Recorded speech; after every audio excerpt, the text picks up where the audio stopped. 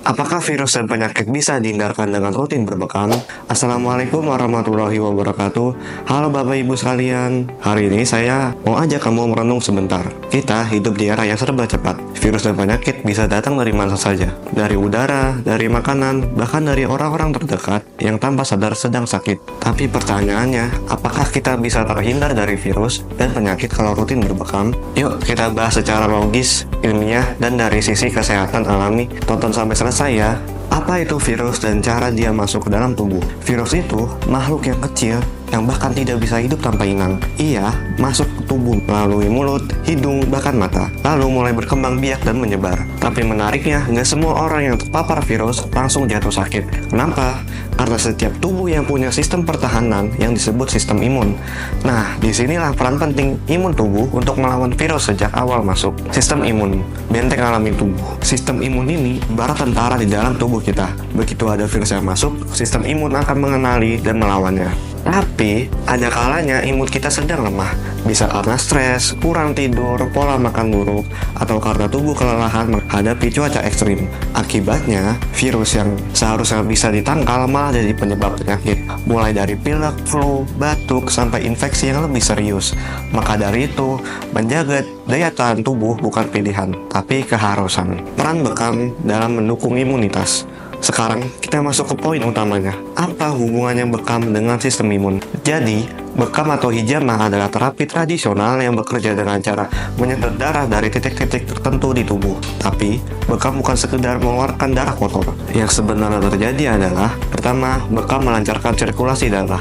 Kedua, mengurangi inflamasi. Yang ketiga, membantu proses detoksifikasi. Dan yang keempat, dan yang paling penting, menstimulasi sistem imun untuk lebih aktif. Ada penelitian yang menunjukkan bahwa bekam bisa meningkatkan jumlah sel darah putih yang sangat penting dalam melawan virus dan bakteri. Apakah berbekam bisa mencegah penyakit? Sekarang kembali ke pertanyaan awal. Apakah virus dan penyakit bisa dihindarkan hanya dengan rutin berbekam?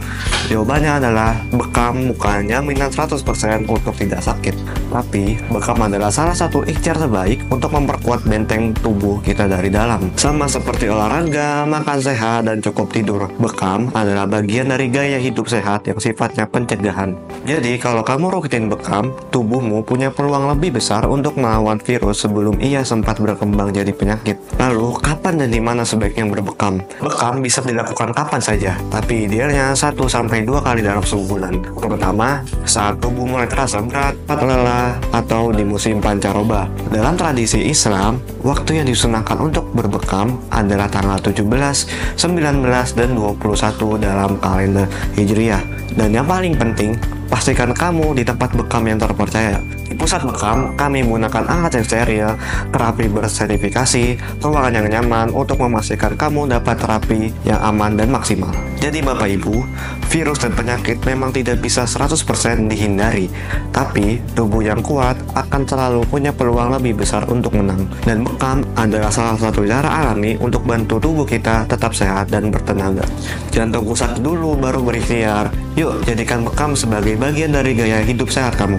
Kamu bisa langsung booking bekam di pusat bekam lewat link yang ada di deskripsi. Jangan lupa like video ini, share ke teman atau keluarga yang butuh informasi ini, dan subscribe agar tidak ketinggalan video edukasi kesehatan berikutnya. Terima kasih sudah menonton sampai akhir. Wassalamualaikum warahmatullahi wabarakatuh.